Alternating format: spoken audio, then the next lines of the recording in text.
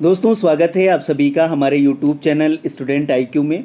इस वीडियो में आज हम लोग करंट अफेयर्स 2024 के प्रश्नों को सॉल्व करेंगे जो आपके यूपी पुलिस री एग्ज़ाम 2024 के लिए काफ़ी इम्पोर्टेंट प्रश्न हैं। हम लोग सभी प्रश्नों को बहुत अच्छी तरह समझते हुए पढ़ेंगे ताकि सभी प्रश्नों के उत्तर याद रहें।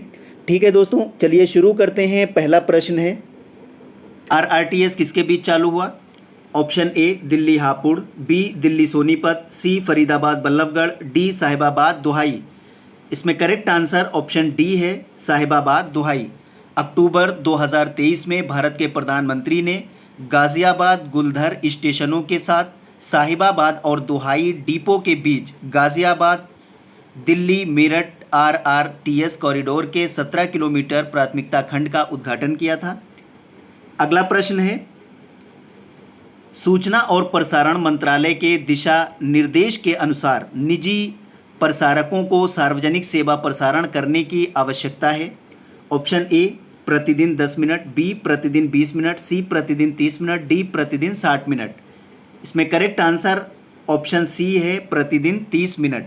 जनवरी 2023 में सूचना और प्रसारण मंत्रालय ने भारत में टेलीविज़न चैनलों की अपलिंकिंग और डाउनलिंकिंग के लिए दिशा निर्देश जारी किए। ठीक है, इसमें इस दिशा निर्देशों में निजी प्रसारकों को हर दिन 30 मिनट के लिए सार्वजनिक सेवा प्रसारण करने की आवश्यकता होती है। आगे बढ़ते हैं। अगला प्रश्न है, राष्ट्रपति भवन के मुगल गार्डन का नाम बदलकर किया गया। ऑप्शन ए भारत उद्यान, बी कर्तव्य उद्यान, सी राष्ट्र उद्यान, डी अमृत उद्यान। बहुत इंपॉर्टेंट है दोस्तों, इसमें करेक्ट आंसर हो जाएगा ऑप्शन डी अमृत उद्यान। ठीक है, आज़ादी का अमृत महोत्सव के विषय के तहत भारत सरकार ने राष्ट्रपति भवन मुगल गार्डन का नाम बदलकर अमृत उद्यान कर दिया। मुगल गार्डन अब अमृत उद्यान जम्मू कश्मीर के मुगल गार्डन, ताजमहल के आसपास के उद्यान और भारत के लघु चित्रों से प्रेरित हैं। मुगल गार्डन के अभिकल्प को वर्ष 1917 में बागवानी निदेशक विलियम मस्टो के सहयोग से सर एडविन लुटियंस द्वारा अंतिम रूप दिया गया था। ठीक है, ये राष्ट्रपति भवन के अंदर है। इसका नाम अमृत उद्यान है, इसका पहले नाम था मुगल गार्डन। आगे बढ़ते हैं। अगला प्रश्न है, सेवानिवृत्त नाटो जनरल पेट्र पावेल ने राष्ट्रपति चुनाव जीता। इसमें ऑप्शन ए है सर्बिया का, बी चेक गणराज्य का, सी बुल्गारिया का, डी हंगरी का। इसमें करेक्ट आंसर हो जाएगा ऑप्शन बी चेक गणराज्य का। सेवानिवृत्त नाटो जनरल पेट्र पावेल चेक गणराज्य के चौथे राष्ट्रपति बन गए। ठीक है, वर्ष 1993 में स्लोवाकिया के साथ शांतिपूर्ण विभाजन के बाद देश की आज़ादी के बाद पूर्व चेकोस्लोवाकिया के 4 दशकों के अधिनायकवादी कम्युनिस्ट शासन के 4 वर्ष बाद पावेल चौथे चेक राष्ट्रपति बने हैं। अगला प्रश्न है, केबल सस्पेंशन ब्रिज बजरंग सेतु बनाया जा रहा है। बहुत इंपॉर्टेंट प्रश्न है दोस्तों। इसमें ऑप्शन ए है उत्तर प्रदेश में, बी बिहार में, सी उत्तराखंड में, डी तमिलनाडु में। इसका करेक्ट आंसर हो जाएगा option C cable suspension bridge Bajrang Setu Uttarakhand में बनाया जा रहा है। उत्तराखंड में एशिया का ये दूसरा और देश का पहला केबल सस्पेंशन ब्रिज बजरंग सेतु है। ये ऋषिकेश में बनाया जा रहा है। ठीक है, ये पुल 90 वर्ष पुराने प्रसिद्ध लक्ष्मण झूले के पास बनाया जा रहा है, ये भी याद रखेंगे। लक्ष्मण झूले को 2022 में पैदल यात्रियों के लिए असुरक्षित घोषित करने के बाद बंद कर दिया गया। ठीक है, इसे हटाया नहीं जाएगा, इसे धरोहर के तौर पर संरक्षित किया गया है। अगला प्रश्न है, ऑस्ट्रेलियन ओपन टेनिस 2023 महिला एकल का खिताब किसने जीता? Option A Aryna Sabalenka, B Elena Rybakina, C Victoria Azarenka, D Magda Linette. इसमें करेक्ट आंसर ऑप्शन ए है एरिना सबैलेंका। दोस्तों, एलिना रिबाकिना के खिलाफ अविश्वसनीय जीत के बाद आर्यन सबालेका ऑस्ट्रेलियन ओपन की वर्ष 2023 की नवीनतम महिला चैंपियन है। अगला प्रश्न है, आदि शौर्य पर्व का पराक्रम का संबंधित है। ऑप्शन ए बिरसा मुंडा से, बी सुभाष चंद्र बोस से, सी सरदार पटेल से, डी मोहन सिंह से। इसमें करेक्ट आंसर हो जाएगा ऑप्शन बी, सुभाष चंद्र बोस से। ठीक है। जनजातीय कार्य मंत्रालय ने रक्षा मंत्रालय के साथ मिलकर भारतीय तटरक्षक बल के साथ समन्वय एजेंसी के रूप में एक सैन्य टूट और जनजातीय नृत्य महोत्सव आदि शौर्य पर्व पराक्रम का आयोजन किया। ठीक है। इसका आयोजन अमृत महोत्सव के विशेष अवसर पर 22 और 24 जनवरी 2023 को नई दिल्ली के जवाहरलाल नेहरू स्टेडियम में नेताजी सुभाष चंद्र बोस की 126वीं जयंती पराक्रम दिवस के उपलक्ष्य में किया गया था। तो आदि शौर्य पर्व पराक्रम का संबंधित है सुभाष चंद्र बोस से। ठीक है। आगे बढ़ते हैं। अगला प्रश्न है, सूर्य और सौर कोरोना का अध्ययन करने वाला पहला भारतीय अंतरिक्ष मिशन है। Option A Suryayaan 1, B Gaganyaan, C Bhaskar A1, D Aditya L1। Very important प्रश्न है दोस्तों। इसका करेक्ट आंसर हो जाएगा option D, Aditya L1। Aditya L1 सूर्य और सौर किरीट का अध्ययन करने वाला पहला अंतरिक्ष आधारित भारतीय मिशन है। अंतरिक्ष यान को सूर्य पृथ्वी प्रणाली के लैग्रेंजियन बिंदु L1 के चारों ओर एक प्रभाव मंडल कक्ष होलो रैबिट में स्थापित किया जाएगा, जो पृथ्वी से लगभग 1.5 मिलियन किलोमीटर दूर है। दोस्तों, L1 बिंदु के चारों ओर प्रभा मंडल कक्षा में स्थापित उपग्रह को बिना किसी प्रच्छादन ग्रहण के सूर्य को लगातार देखने का प्रमुख लाभ होता है। ठीक है। आगे बढ़ते हैं। अगला प्रश्न है, निम्नलिखित में से किसे 2022 हेतु श्रीधर पाठक पुरस्कार से सम्मानित किया गया? Option A Shankar Singh, B Sudhakar Adeeb, B Jayvardhan, C Jayvardhan JP, D Jai Shri पुरबार। ठीक है। इसमें ऑप्शन ए बिल्कुल करेक्ट आंसर है, शंकर सिंह। ठीक है। उत्तर प्रदेश हिंदी संस्थान का 46वां स्थापना दिवस, कितना 46वां स्थापना दिवस, भोपाल के आनंद कुमार सिंह को 26 वर्षों में लिखी गई महाकाव्यात्मक शैली की पुस्तक अथर्व मैं वही बन हूँ के लिए तुलसी पुरस्कार दिया गया। शंकर सिंह को उनके कविता संग्रह रामधारा पर पुनः पधारो के लिए श्रीधर पाठक पुरस्कार से सम्मानित किया गया। गाजियाबाद के लेखक जयवर्धन JP को उनकी कृति काल पुरुष क्रांतिकारी वीर सावरकर के लिए भारतेंदु हरिश्चंद्र पुरस्कार दिया गया। ठीक है। आगे बढ़ते हैं। अगला प्रश्न है, शहरी क्षेत्रों में निजी विद्यालय खोलने के लिए उत्तर प्रदेश माध्यमिक शिक्षा परिषद द्वारा अनिवार्य की गई नई भूमि की आवश्यकता क्या है? वेरी इंपॉर्टेंट प्रश्न है दोस्तों। इसमें ऑप्शन ए 650 वर्ग मीटर, बी 300 वर्ग मीटर, सी 2000 वर्ग मीटर, डी 1500 वर्ग मीटर। इसमें करेक्ट आंसर हो जाएगा ऑप्शन बी 3000 वर्ग मीटर। ठीक है। उत्तर प्रदेश माध्यमिक शिक्षा परिषद के अनुसार राज्य बोर्ड ने शहरी क्षेत्रों में निजी विद्यालय खोलने के लिए 3000 वर्ग मीटर भूमि अनिवार्य कर दी है, जो पहले 650 वर्ग मीटर थी। ठीक है। आदेश के मुताबिक राष्ट्रीय शिक्षा नीति 2020 के तहत गुणवत्तापूर्ण शिक्षा के लिए बदलाव अर्थात न्यूनतम मानक तय किए जा रहे हैं। तो इसमें ऑप्शन बी करेक्ट आंसर है, 3000 वर्ग मीटर। अगला प्रश्न है, स्टैनफोर्ड यूनिवर्सिटी से स्कॉलरशिप प्राप्त करने वाली दाक्षायणी पांडे का संबंध है। ऑप्शन ए आगरा से, बी मऊ से, सी लखनऊ से, डी शामली से। इसमें करेक्ट आंसर है ऑप्शन बी मऊ से। स्टैनफोर्ड यूनिवर्सिटी से स्कॉलरशिप प्राप्त करने वाली दाक्षायणी का संबंध मऊ से है। ठीक है। ये उत्तर प्रदेश के मऊ ज़िले के एक गरीब किसान की बेटी थी। उनको कॉर सेफ्टी मॉडल के आधार पर अमेरिका के कैलिफोर्निया में स्टैनफोर्ड यूनिवर्सिटी में 100% स्कॉलरशिप के साथ चुना गया। वर्तमान में 12वीं कक्षा में पढ़ रही हैं। अगला प्रश्न है, रमना चारकोल प्लांट अवस्थित है। ऑप्शन ए वाराणसी में, बी गोरखपुर में, सी प्रयागराज में, डी लखनऊ में। इसमें करेक्ट आंसर है ऑप्शन ए वाराणसी में। दोस्तों, रमना चारकोल संयंत्र उत्तर प्रदेश के वाराणसी ज़िले में अवस्थित है। इस संयंत्र में प्रतिदिन 600 टन अपशिष्ट से 200 टन कोयले का उत्पादन होगा।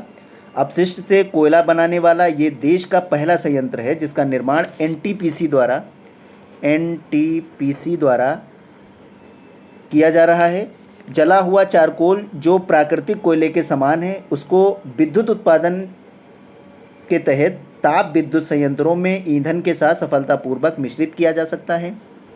अगला प्रश्न है, उत्तर प्रदेश राज्य में OTT फिल्म शो निर्माण पर कितने प्रतिशत सब्सिडी दे रही है? उत्तर प्रदेश सरकार कितने प्रतिशत सब्सिडी दे रही है?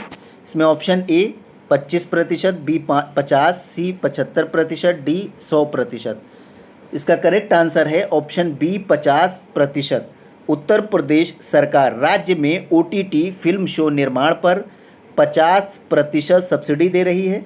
उत्तर प्रदेश के मुख्यमंत्री ने घोषणा की है कि राज्य में निर्मित की गई OTT फिल्म या शो की कुल लागत का 1 करोड़ रुपए तक या 50% जो भी कम हो की सब्सिडी दी जाएगी। स्थानीय लाइन निर्माता और राज्य में शूटिंग करने वाले फिल्म निर्माता ने इस कदम की सराहना की है।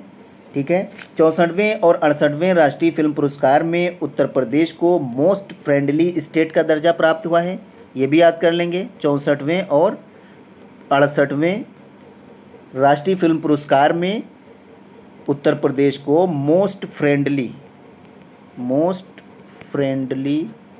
राज्य का दर्जा मिला है। अगला प्रश्न है, गोरखपुर में PM श्री योजना के तहत कितने स्कूलों को अपग्रेड किया जाएगा? Option A 20, B 30, C 40, D 50। इसमें करेक्ट आंसर ऑप्शन सी है 40।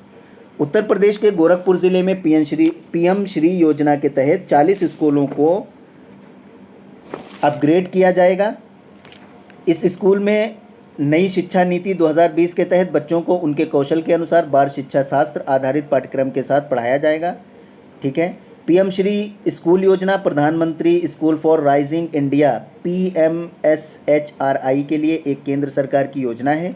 इसमें देश के हर ब्लॉक से 2 विद्यालयों का चयन किया जाएगा और उन्हें मॉडल स्कूल के रूप में विकसित किया जाएगा। पहले चरण में ये योजना 5 वर्ष 2022 से 27 के लिए क्रियान्वित की गई है। ठीक है। PM श्री योजना 2022 से 2027 के लिए क्रियान्वित की गई है। अगला प्रश्न है, सतलुज जल विद्युत निगम लिमिटेड SJVNL घाटमपुर में कितनी क्षमता का सौर ऊर्जा संयंत्र स्थापित करेगा? इसमें option A 400 megawatt, B 500 megawatt, C 600 megawatt, D आपका हो जाएगा 700 मेगावाट। ठीक है। इसमें करेक्ट आंसर है ऑप्शन डी 700 मेगावाट। ठीक है। केंद्र सरकार की नवरत्न कंपनी सतलुज जल विद्युत वितरण निगम लिमिटेड SJVNL कंपनी ने उत्तर प्रदेश के कानपुर में 3500 करोड़ की लागत से सौर ऊर्जा संयंत्र स्थापित करने के लिए उत्तर प्रदेश राज्य औद्योगिक विकास प्राधिकरण के साथ एक समझौता ज्ञापन पर हस्ताक्षर किया। ठीक है। इसमें 300 एकड़ भूमि की उपलब्धता की मांग की गई है। इस भूमि पर करीब 700 मेगावाट क्षमता का सौर संयंत्र स्थापित करेगी। अगला प्रश्न है, श्रेयस हरीश जिनकी हाल ही में मृत्यु हो गई थे, option A bike racer, B boxer, C cricket खिलाड़ी, डी युवा वैज्ञानिक। इसमें करेक्ट आंसर है ऑप्शन ए बाइक रेसर। प्रधानमंत्री मोदी ने लखनऊ में Uttar Pradesh global invest summit 2023 के दौरान सबसे कम उम्र के बाइक रेसर श्रेयस हरीश को सम्मानित किया। ठीक है। हाल ही में चेन्नई के मद्रास इंटरनेशनल सर्किट में Indian national motorcycle racing championship के दौरान एक दुर्घटना में उनकी मृत्यु हो गई। ठीक है। आगे बढ़ते हैं। अगला प्रश्न है, किस शहर ने यूपी ग्लोबल इन्वेस्टर समिट 2023 की मेज़बानी की? वेरी इंपॉर्टेंट प्रश्न है। Option A Noida, B Agra, C Lucknow, D Varanasi. इसका करेक्ट आंसर ऑप्शन सी है। लखनऊ ने यूपी ग्लोबल इन्वेस्टर समिट 2023 की मेज़बानी की थी। ठीक है। राज्य सरकार ने निवेशकों की सुविधा और समझौता ज्ञापन के कार्यान्वयन की निगरानी के लिए निवेश सारथी नामक एक ऑनलाइन प्रणाली शुरू की है। उत्तर प्रदेश सरकार ने इस सम्मेलन में खेलों को भी शामिल किया। उत्तर प्रदेश क्रिकेट एसोसिएशन ने बाराबंकी में 30,000 की क्षमता वाला स्टेडियम बनाने के लिए राज्य सरकार के साथ एक समझौता किया है। ठीक है। इसकी मेज़बानी लखनऊ ने की थी, यूपी ग्लोबल इन्वेस्ट समिट 2023। अगला प्रश्न है, उत्तर प्रदेश सरकार और टाटा टेक्नोलॉजीज लिमिटेड ने किस क्षेत्र के लिए एक समझौते पर हस्ताक्षर किए? ऑप्शन ए स्वास्थ्य भागीदारी, बी राज्य की आईटीआई संस्थानों का उन्नयन, सी कृषि ई मार्केटिंग, डी प्रौद्योगिकी नवाचार। इसमें करेक्ट आंसर ऑप्शन बी है, राज्य की आईटीआई संस्थानों का उन्नयन। उत्तर प्रदेश सरकार और टाटा टेक्नोलॉजी ने उद्योग 4.0 की आवश्यकताओं के अनुसार 150 राज्य संचालित औद्योगिक प्रशिक्षण संस्थान आईआईटीज को अद्यतन करने के लिए एक समझौता ज्ञापन पर हस्ताक्षर किए। समझौता ज्ञापन में 5,472 करोड़ रुपए का व्यय शामिल है। ठीक है, तो इसके द्वारा राज्य सरकार, जिसमें आधुनिक कार्यशालाओं के साथ साथ स्मार्ट कक्षाओं का निर्माण भी शामिल होगा। अगला प्रश्न है, निम्नलिखित में से किसे भारत का नया औषधि महानियंत्रक नियुक्त किया गया? Option A doctor Rajeev Singh Raghuvanshi, B doctor Rajvardhan Azad, C doctor Rohit Rai, D doctor Santosh Kumar Rai. इसमें करेक्ट आंसर ऑप्शन ए है, डॉक्टर राजीव सिंह रघुवंशी। उत्तर प्रदेश के बलिया जिले के डॉक्टर राजीव सिंह रघुवंशी को देश का नया औषधि महानियंत्रक, ड्रग कंट्रोलर जनरल, ठीक है, औषधि महानियंत्रक नियुक्त किया गया डॉक्टर राजीव सिंह रघुवंशी को। ठीक है, इसके पास जो है डीसीजीआई, केंद्रीय औषधि मानक नियंत्रण संगठन के प्रमुख पद पर हैं, जो देश भर के गुणवत्तापूर्ण दवाओं की आपूर्ति सुनिश्चित करने के लिए जिम्मेदार है। अगला प्रश्न है, महाराष्ट्र के निम्नलिखित में से किस शहर का नाम बदलकर छत्रपति संभाजी नगर कर दिया गया? Very important. इसमें ऑप्शन ए है औरंगाबाद, बी उस्मानाबाद, सी अहमदनगर, डी मालेगांव। इसका करेक्ट आंसर है ऑप्शन ए औरंगाबाद। दोस्तों, हाल ही में महाराष्ट्र सरकार ने औरंगाबाद का नाम बदलकर छत्रपति संभाजी नगर और उस्मानाबाद का नाम बदलकर धाराशिव करने का निर्णय लिया है। उस्मानाबाद का नाम हैदराबाद के अंतिम शासक मीर उस्मान अली खान के नाम पर रखा गया था। यूनेस्को के विश्व विरासत स्थल अजंता एवं एलोरा की गुफाएं औरंगाबाद अब छत्रपति संभाजी नगर में हैं, तो छत्रपति संभाजी नगर औरंगाबाद का नाम बदला गया है। अगला प्रश्न है, आईसीसी महिला T20 विश्व कप 2023 किस देश ने जीता? ऑप्शन ए दक्षिण Africa, B Bharat, C England, D Australia. इसमें करेक्ट आंसर है ऑप्शन डी ऑस्ट्रेलिया। आईसीसी महिला T20 विश्व कप 2023 ऑस्ट्रेलिया ने जीता है। ये टूर्नामेंट का 8वां संस्करण था। पहला संस्करण 2009 में आयोजित हुआ था, ठीक है, जिसे इंग्लैंड ने जीता था। वर्ष 2016 में आईसीसी महिला T20 कप भारत ने जीता था। भारत ने 2016 में जीता था, 2016। 2023 में ऑस्ट्रेलिया ने जीता था। आगे बढ़ते हैं, अगला प्रश्न है, निम्नलिखित में से कौन विश्व बैंक का अध्यक्ष है? Option A Jim Yong Kim, B David Malpass, C Ajay Banga, D Robert Zoellick. इसमें करेक्ट आंसर है ऑप्शन सी अजय बग्गा। दोस्तों, 2 जून 2023 को अजय बग्गा ने विश्व बैंक समूह के अध्यक्ष के रूप में अपने 5 वर्ष के कार्यकाल की शुरुआत की। Ajay Bagga cyber readiness institute के सह संस्थापक भी रहे हैं और पूर्व इकोनॉमिक क्लब ऑफ न्यूयॉर्क के उपाध्यक्ष का पदभार भी संभाला था। वर्ष 2012 में उन्हें फॉरेन पॉलिसी एसोसिएशन मेडल और वर्ष 2016 में भारत के राष्ट्रपति द्वारा पद्म श्री पुरस्कार से भी सम्मानित किया गया। तो विश्व बैंक के अध्यक्ष अजय बग्गा हैं। अगला प्रश्न है, ईल की एक नई प्रजाति की पहचान की गई। ऑप्शन ए ओडिशा में, बी केरल में, सी महाराष्ट्र में, डी गोवा में। इसमें करेक्ट आंसर है ऑप्शन ए ओडिशा में। भारतीय प्राणी सर्वेक्षण ZSI, ठीक है, के वैज्ञानिकों ने ओडिशा के गंजम जिले की पालुर नहर में ईल की एक नई प्रजाति की पहचान की है। नई प्रजाति का नाम प्राचीन ओडिशा के नाम पर पिसोडोनोफिस कलिंगा रखा गया है। ये दिखने में सांप जैसी होती है और इसकी लंबाई 560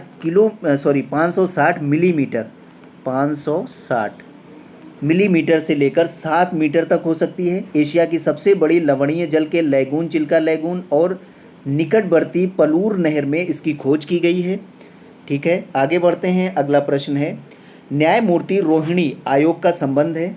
ऑप्शन ए जेल सुधार से, बी अन्य पिछड़ा वर्ग का उपवर्गीकरण से, सी पुलिस सुधार से, डी चुनावों का वित्तपोषण से। इसमें करेक्ट आंसर है ऑप्शन बी। अन्य पिछड़ा वर्ग का उपवर्गीकरण से न्यायमूर्ति रोहिणी आयोग का संबंध अन्य पिछड़ा वर्ग का उपवर्गीकरण से संबंधित है। न्यायमूर्ति जी रोहिणी आयोग की अध्यक्ष। हाल ही में इस आयोग ने लगभग 6 वर्ष के कार्य के बाद सामाजिक न्याय और अधिकारिता मंत्रालय को अपनी रिपोर्ट सौंपी। संविधान के अनुच्छेद 340 के तहत 2 अक्टूबर 2017 को इसकी स्थापना की गई थी। इस आयोग का काम है अन्य पिछड़ा वर्ग ओबीसी का उपवर्गीकरण और उनके लिए आरक्षित लाभों का समान वितरण सुनिश्चित करना। ठीक है। राष्ट्रीय पिछड़ा वर्ग आयोग एनसीबीसी ने 2015 में अन्य पिछड़ा वर्ग ओबीसीज को अत्यंत पिछड़ा वर्ग, अधिक पिछड़ा वर्ग तथा पिछड़ा वर्ग में वर्गीकृत की सिफारिश की थी। अगला प्रश्न है, किस पुस्तक के लिए पॉल लिंच को बुकर पुरस्कार 2023 प्रदान किया गया? वेरी इंपॉर्टेंट प्रश्न है दोस्तों। इसमें ऑप्शन ए है 7 moons of Maali Almeida, B the promise, C prophet song, D the sense of an ending. इसमें करेक्ट आंसर है option C prophet song. Irish लेखक पॉल लिंच को उनके उपन्यास प्रॉफिट सॉन्ग के लिए 2023 का बुकर पुरस्कार दिया गया है। ठीक है। प्रॉफिट सॉन्ग के लिए कहाँ के रहने वाले हैं? ये आयरिश लेखक हैं।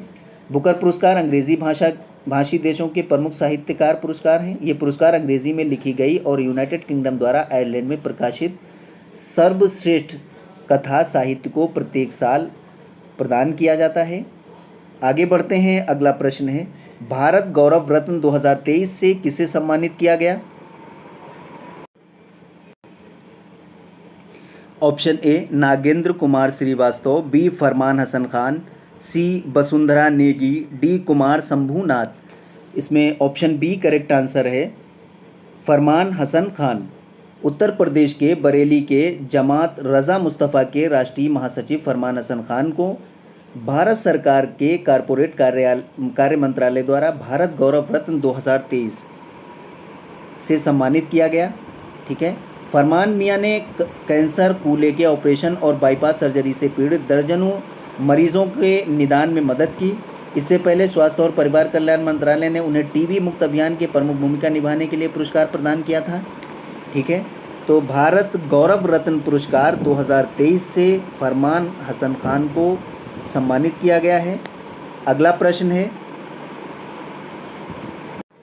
हाल ही में निम्नलिखित में से कौन सा विश्व का सबसे लंबा गीत बना? Option A Shri Ramcharitmanas, B the rise and fall of Bossa Nova, C Mahabharat, D apparent liberty. इसमें ऑप्शन ए करेक्ट आंसर है श्री रामचरितमानस। दोस्तों, गिनीज वर्ल्ड रिकॉर्ड के वर्ष 2023 के आंकड़ों के अनुसार श्री रामचरितमानस पूरे विश्व का सबसे लंबा गीत है। ये उत्तर प्रदेश के बनारस के डॉक्टर जगदीश पिल्लई ने 148 घंटे 41 मिनट और 20 सेकंड के श्री रामचरितमानस गीत का गायन किया। ये रिकॉर्ड पहले अमेरिका और यूनाइटेड किंगडम के नाम था। डॉक्टर जगदीश पिल्लई उत्तर प्रदेश के सबसे ज़्यादा यानी 5वीं बार गिनीज वर्ल्ड रिकॉर्ड धारक हैं। श्री रामचरितमानस 16वीं शताब्दी के भारतीय कवि गोस्वामी तुलसीदास द्वारा अवधी भाषा में रचित महाकाव्य है। इसको किसने लिखा? गोस्वामी तुलसीदास ने। अगला प्रश्न है, जल विजन @ 2047 पर पहला अखिल भारतीय वार्षिक राज्य मंत्रियों का सम्मेलन किस शहर में आयोजित किया गया? ऑप्शन ए भोपाल, बी नई दिल्ली, सी कोलकाता, डी चेन्नई। इसमें करेक्ट आंसर है ऑप्शन ए भोपाल।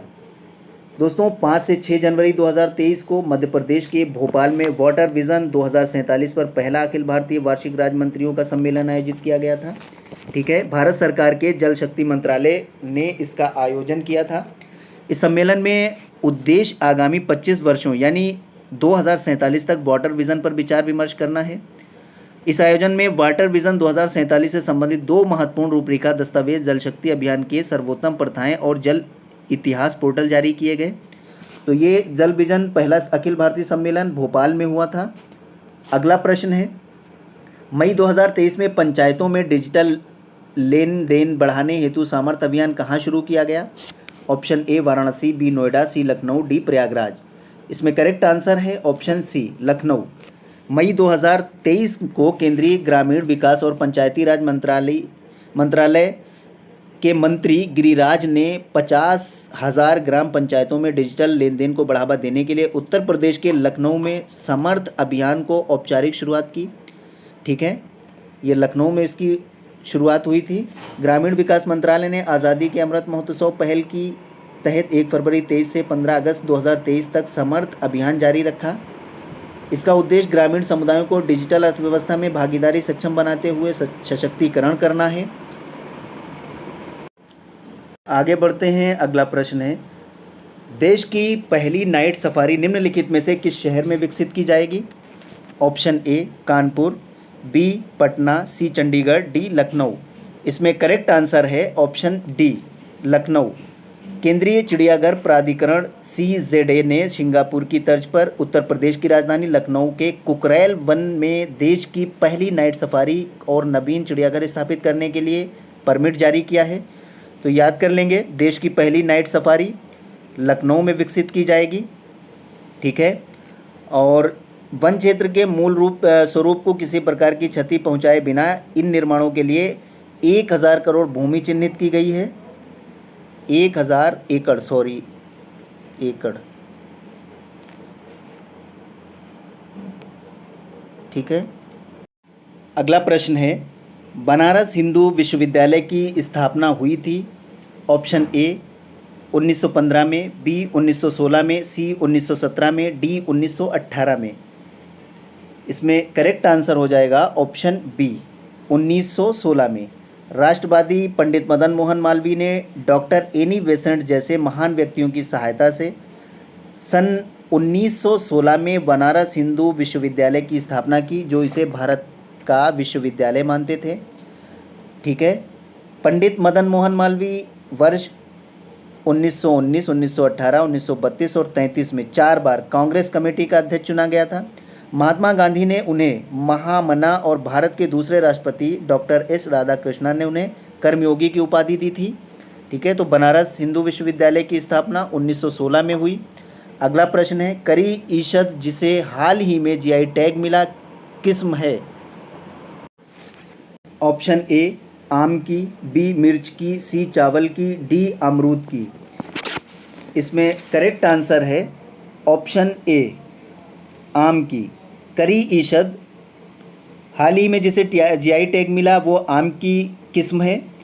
हाल ही में केंद्र सरकार के तहत भौगोलिक संकेतक रजिस्ट्री ने उत्तर कन्नड़ कर्नाटक के अंकोला तालुका में कारी ईशद नाम के आम को भौगोलिक उपदर्शन प्रमाणन यानी GI टैग प्रदान किया है। इस प्रमाण पत्र का माथा टोडा गर्स फार्मर प्रोड्यूसर कंपनी लिमिटेड को जारी किया गया था। कारी ईशद आम की बेहतरीन किस्मों में से एक है। इसकी विशेष सुगंध, स्वाद, प्रचुर गूदा और वांछनीय आकार आदि की कई विशिष्टताएं हैं, तो इसलिए इस आम की किस्म को GI टैग मिला है।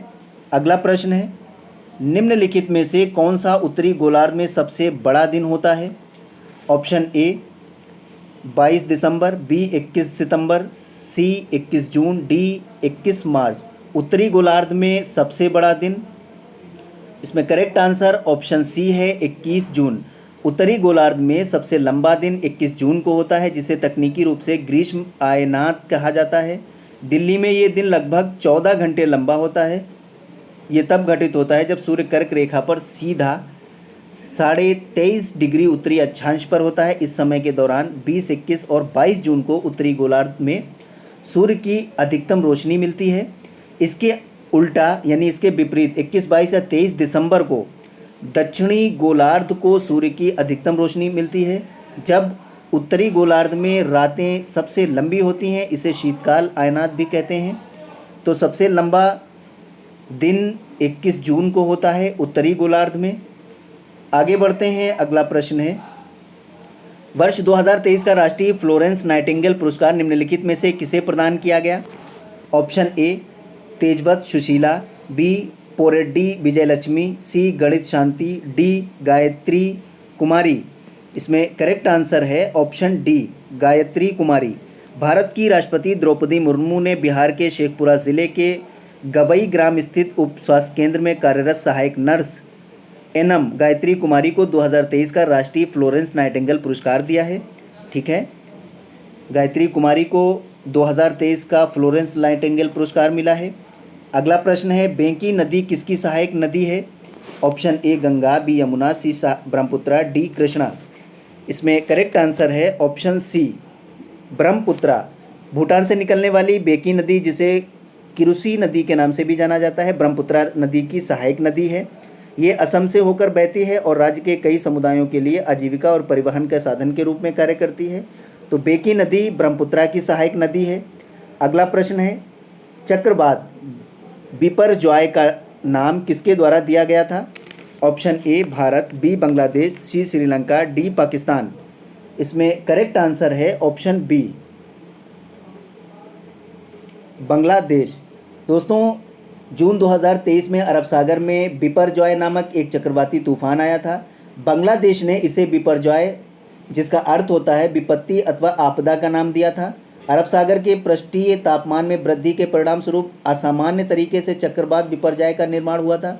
30 से 32 डिग्री सेल्सियस तक के उच्च पृष्ठीय तापमान चक्रवातों की तीव्रता के योगदान देते हैं। आगे बढ़ते हैं। अगला प्रश्न है, बहुराष्ट्रीय संयुक्त अभ्यास एक्सखान क्वेस्ट 2023 आयोजित किया गया। ऑप्शन ए मंगोलिया में, बी फिलीपींस में, सी रूस में, डी भारत में। इसका करेक्ट आंसर है ऑप्शन ए मंगोलिया में। 20 से अधिक देशों के सैन्य दलों और पर्यवेक्षकों की भागीदारी वाली बहुराष्ट्रीय शांति स्थापना संयुक्त अभ्यास एक्सखान क्वेस्ट 2023 का मंगोलिया में आयोजन किया गया था। दोस्तों, 14 दिवसीय अभ्यास का उद्देश्य भाग लेने वाले देशों की अंतर क्षमता को बढ़ावा, अनुभव साझा करना और संयुक्त राष्ट्र शांति अभियान के लिए वर्दीधारी कर्मियों को प्रशिक्षित करना था। ये अभ्यास मंगोलिया सशस्त्र बलों और United state army Pacific command की सह प्रायोजित है। इसमें भारतीय सेना का प्रतिनिधित्व गढ़वाल राइफल की एक टुकड़ी ने किया था, ये भी याद कर लेंगे। बहुराष्ट्रीय संयुक्त अभ्यास एक्सखान में गढ़वाल राइफल्स की एक टुकड़ी ने भी इसमें प्रतिनिधित्व किया था। अगला प्रश्न है, हाल ही में चर्चा में रहा कैनरी द्वीप स्थित है। ऑप्शन ए अटलांटिक महासागर, बी हिंद महासागर, सी प्रशांत महासागर, डी आर्कटिक महासागर। इसमें करेक्ट आंसर है ऑप्शन ए अटलांटिक महासागर। दोस्तों, स्पेन का कैनरी द्वीप अटलांटिक महासागर में द्वीप समूह से मिलकर बना है। हाल ही में स्पेन के कैनरी द्वीप की ओर से जा रही एक छोटी नाव को डूबने से 30 से ज़्यादा लोग जिनकी मौत हो गई थी। लाखों वर्ष पहले ज्वालामुखी विस्फोट से कैनरी द्वीप समूह का निर्माण हुआ था। इन द्वीपों में लॉस पल्मास और सांता क्रूज दे तेरनी के स्पेनिश प्रांत भी शामिल हैं। ठीक है। अगला प्रश्न है, मिशन नंद बाबा का उद्देश्य है। ऑप्शन ए उत्तर प्रदेश में गन्ना उत्पादन बढ़ाना, बी उत्तर प्रदेश में किसानों की आय दुगनी करना, सी उत्तर प्रदेश में दूध उत्पादक किसानों की आय बढ़ाना, डी उत्तर प्रदेश में गेहूं उत्पादन बढ़ाना। दोस्तों, वेरी इंपॉर्टेंट प्रश्न है, उत्तर प्रदेश से संबंधित है, इसको याद कर लेंगे। इसका आंसर होगा ऑप्शन सी उत्तर प्रदेश में दुग्ध उत्पादक किसानों की आय बढ़ाना।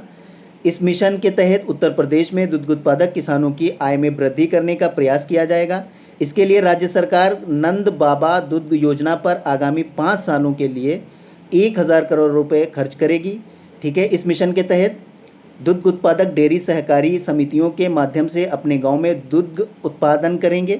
ठीक है। दूध का व्यापार ग्रामीण क्षेत्रों में आय का एक अतिरिक्त स्रोत है। इस मिशन के तहत वित्तीय वर्ष 23-24 में प्रायोगिक परियोजना के तौर पर 5 जिलों में 5 डेयरी किसान उत्पादन संगठन स्थापित करने की योजना है, जिसमें महिलाओं को अहम भूमिका दी जाएगी।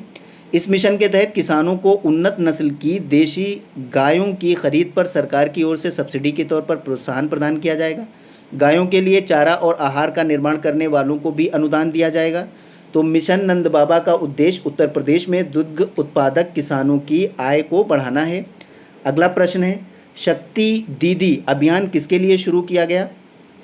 ऑप्शन ए महिलाओं को सॉफ्टवेयर कौशल प्रदान करना, बी महिलाओं को शिक्षा प्रदान करना, सी महिलाओं को कढ़ाई कौशल प्रदान करना, डी महिलाओं के खिलाफ अपराध में कमी करना। इसमें करेक्ट आंसर है ऑप्शन डी महिलाओं के खिलाफ अपराध में कमी करना। शक्ति दीदी अभियान के तहत ये शुरू किया गया है। महिलाओं के विरुद्ध होने वाले अपराध को कम करने के लिए या कम करने के उद्देश्य से उत्तर प्रदेश में जून 2023 में, ठीक है, शक्ति दीदी अभियान शुरू किया गया। शक्ति दीदी अभियान की शुरुआत मिशन शक्ति के तहत की गई, जिससे शहर में, गांव में समाज के सभी वर्ग की महिलाओं को जोड़ा जाएगा। शक्ति दीदी का अन्य नाम है फीमेल बीट ऑफिसर। ठीक है। मिशन शक्ति का पहला चरण 2020 में शुरू किया गया था। उत्तर प्रदेश सरकार ने अक्टूबर 2023 में मिशन शक्ति 4.0 शुरू किया है 2023 में। ठीक है। तो ये महिलाओं के खिलाफ अपराध में कमी करना शक्ति दीदी अभियान से संबंधित है। अगला प्रश्न है, उत्तर प्रदेश में पहला रेल हेरिटेज पार्क खोला गया। ऑप्शन ए आगरा में, बी मथुरा में, सी कानपुर में, डी बरेली में।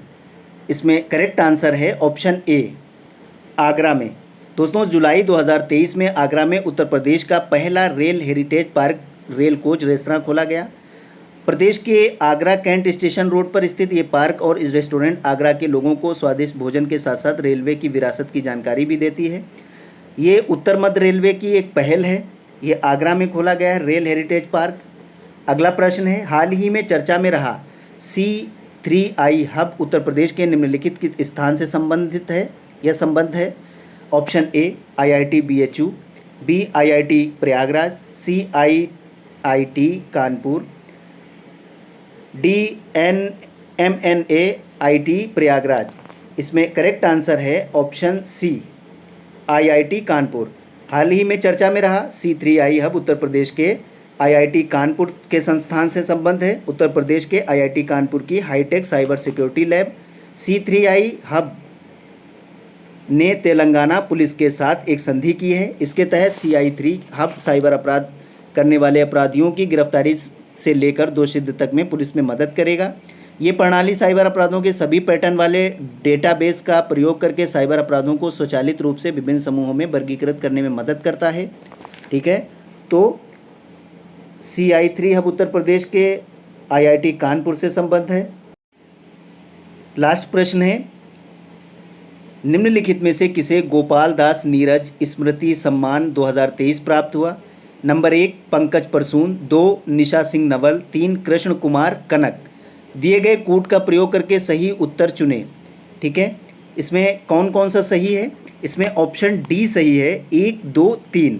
ठीक है। उत्तर प्रदेश भाषा संस्थान ने प्रदेश की 5 युवा कवियों को गोपाल दास नीरज स्मृति सम्मान 2023 देने की घोषणा की।